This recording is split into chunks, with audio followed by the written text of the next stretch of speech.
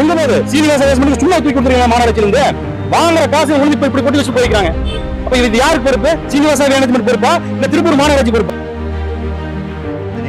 ஒரு சொல்லிட்டேன் 1வது மண்டபத்துல இருந்து ரத்தம் வந்துருச்சு.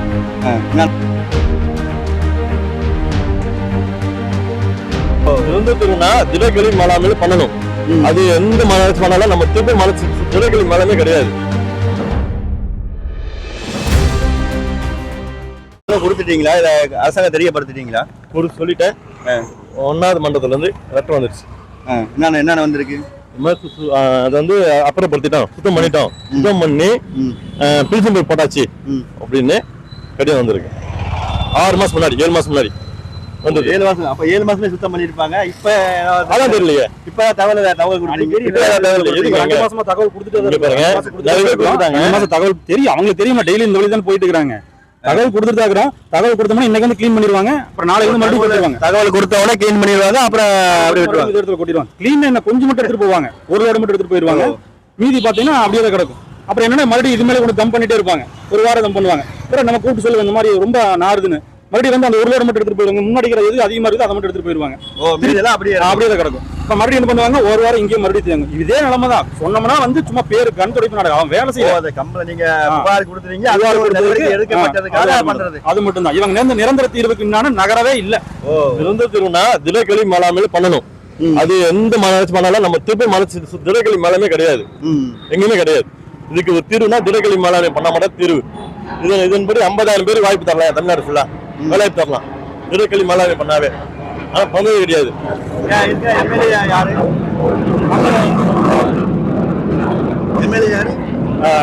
தெற்கு பாத்தீங்கன்னா எம்எல்ஏ தான். அந்த பேர் பாத்திமா தானுங்க. சத்யபாமா அவங்களுக்கு ஏதாவது புகார் ஏதாவது கொடுத்துருக்கீங்களா? சத்யபாமாக்கு ஏதாவது புகார் கொடுத்துருக்கீங்களா? இங்க ஒரு நிமிஷம்ங்க. இங்க தாரைக்கா எல்லாருமே இருக்கிறாங்க. அவங்க தெரியாதா? போனா திமுக ஆட்சியிலும் நம்ம சொன்னோம்னா அவங்க என்ன சொன்னாங்க, எனக்கு தெரியாதுங்க, தெரியாம எங்க நான் செஞ்சிருப்பேன் சொல்லுவாங்க. இன்னொரு கேள்வி, தாவிக்கா எல்லாமே புகழே பேசணும். தாவிக்கா பொறுப்பாளர் தான் பேசினாரு என்கிட்ட, பேசினார்ல. அவங்க தெரியுமா தெரியாதா? அவங்களும் சொன்னா மனு குத்தம் சொல்றாங்க. அப்ப என்ன பண்றது? போன திமுக ஆட்சியிலும் இதே மாதிரி குப்பை நகரமா தான் இருந்தது. இப்ப தாவிக்கா 2 பேரு தெற்கும் அவங்கதான், வடக்கும் அவங்கதான். இதே மாதிரி குப்பை நகரமா தான் இருக்கு. தீர்வு அது ஆட்சிகள் மாறுது, ஆனா காட்சியில் அதே மாதிரி தான் இருக்கு. ஆட்சி மாறுது, காட்சி அதே மாதிரி தான் இருக்கு. திமுக ஆட்சியில இதே மாதிரி தான் இருந்துச்சு. ஆமா, இப்பவும் அதே மாதிரி தான் இருக்கு. என்ன தீர்வு? தொடர்ந்து பாத்தீங்கன்னா இவங்க என்ன சொல்றாங்க, எத்தனை வருஷமா இந்த குப்பை இது இப்படியே இருக்கு? உங்க கண்ணு பார்வைக்கு 2 வருஷமா அப்படிதான் இருக்கு. 2 வருஷமா இப்படியே தான் இருக்கு. 2 வருஷமா எந்த ஒரு தீர்வும் இதுக்கான நடவடிக்கை யாரும் எடுக்கல. சப்போஸ் புகார் கொடுப்பீங்க இல்ல. 2 வருஷத்துக்கு முன்னாடி ஏன் இல்லன்னா, 2 வருஷத்துக்கு முன்னாடி பாறைக்குழியில் கொட்டிட்டு இருந்தாங்க. சென்னை உயர்நீதிமன்றம் பாறைக்குழியில் கொட்டக்கூடாதுன்னு சொல்லி போட்டு ஒரு ஆர்டர் போட்டுருச்சு. கொட்ட ஆரம்பிச்சாங்களா? திடக்கழி மேலாண்மை என்ன, பாறைக்குழியில் கொட்டுறதுக்கு திடக்கழி மேலாண்மையா? 28 MCC இருக்கு. 28 MCC எதுக்கு இருக்கு? சும்மா ஆயுத பூஜைக்கு திறந்து பூஜை பண்றதுக்கு மட்டும் தான் வச்சிருக்காங்க. 28 MCC திறந்தாலும் இங்க இருக்கிற குப்பையில பாதி இருக்காது. அப்போ 28 MCCங்கிறத விட குப்பை மேலாண்மை இருக்கு. MCC இருக்கு. 28 MCC. அதாவது திருப்பூர் மாநகராட்சி கொடுக்குற 60 வார்டுல 28 MCC இருக்கு. நான் என்னங்கிறேன்னா, ஒரு வார்டுக்கு ஒரு MCC போடுங்க. இந்த வார்டு குப்பையை இந்த வார்டு விட்டு வெளியே போக கூடாது. இந்த வார்டுக்குள்ளேயே தரம் பிரிங்க. 20 MCC போடுங்க. 60 MCC போடுங்க. ஒரு வார்டுக்கு ஒரு MCC வீதம். இங்க இருக்கிற குப்பையை அதே MCC பிரிச்சு மக்கள் குப்பையை உரமா கொடுங்க, மக்காத குப்பையை ஃபேக்டரிக்கு அனுப்புங்க. அப்ப குப்பை காணாம போயிரும்ல. அதே பண்ண மாட்டேங்கிறீங்க. மக்களிடம் வரி வாங்குறீங்களா? திடக்கழி மேலாண்மைக்கு வரி வாங்குறீங்க. 2016 இருந்து வாங்கிட்டு இருக்கீங்க வரி. அந்த வரி பணம் எங்க போகுது?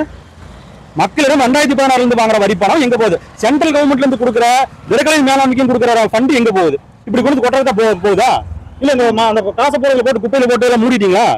கேள்வி வருது. எங்க போச்சு காசு? அப்ப MCC போடுங்க. 28 MCCங்கிறது 60 MCC பண்ணுங்க. வார்டு குப்பையை வார்டு தாண்டி வெளியே போக கூடாது. அந்த வார்டுக்குள்ளேயே முடிச்சிருங்க. ஆமா, சிம்பிள் வேலை இது.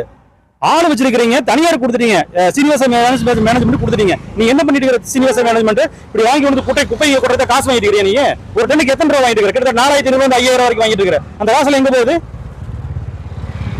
சீனிவாச மேனேஜ்மெண்ட் சும்மா தூக்கி கொடுத்துருக்கீங்க மாநகராட்சியில இருந்து. வாங்குற காசு ஒழுங்கு இப்படி கொட்டி வச்சு போயிருக்காங்க. அப்ப இது யாருக்கு பொறுப்பு? சீனிவாச மேனேஜ்மெண்ட் பொறுப்பா இல்ல திருப்பூர் மாநகராட்சி பொறுப்பா? ஆணையர் பதில் சொல்லுவாரா? இல்ல முதல் மட்டத்துடைய துணை ஆணையர் பதில் சொல்லுவாரா? இது அரசு உயர்நிலைப்பள்ளி, மாணவர்களுக்கு சுகாதார கேடு இருக்கிற இவங்களுக்கு இந்த நிலைமை அப்படின்னா சாதாரண மக்களுக்கு என்ன நிலைமை இருக்கும்? இப்படியே குப்பையிலேயே கடந்து நாசமா போகணும் அப்படின்னா எந்த ஆட்சி வந்தாலும் மாறாது. எம்சிசி போடுங்க, ஒரு எம்சிசிங்கிற 60 எம்சிசி போற 60 வார்டை தாண்டி இந்த குப்பை வெளியே போக கூடாது. ஏன் பண்ண முடியாது உங்களால? இதுல போயிட்டு இருக்க நஷ்டத்துல போயிட்டு இருக்க மாநகராட்சி இதை வந்து உடனே அப்புறப்படுத்தணும். இது எல்லாம் வந்து இங்க இருக்கிற லோக்கல் இருக்கிற எம்சிசிக்கு இதை எடுத்துட்டு போய் முறையா தரம் பிரிச்சு அவனுடைய சட்டப்பிரிவில் என்ன நடக்குதோ அதைத்தான் பண்ணணும். அதை எடுத்துட்டு போய் அடுத்த குப்பையில கொட்டுறது இல்ல தீய வைக்கிறது பாறைக்குழியில் கொட்டணும் அப்படின்னு நினைச்சிருந்தீங்க அப்படின்னா திடக்கழிவு மேலாண்மை ஒருபோதும் நீங்க அமல்படுத்தவே முடியாது. நன்றி, வணக்கம்.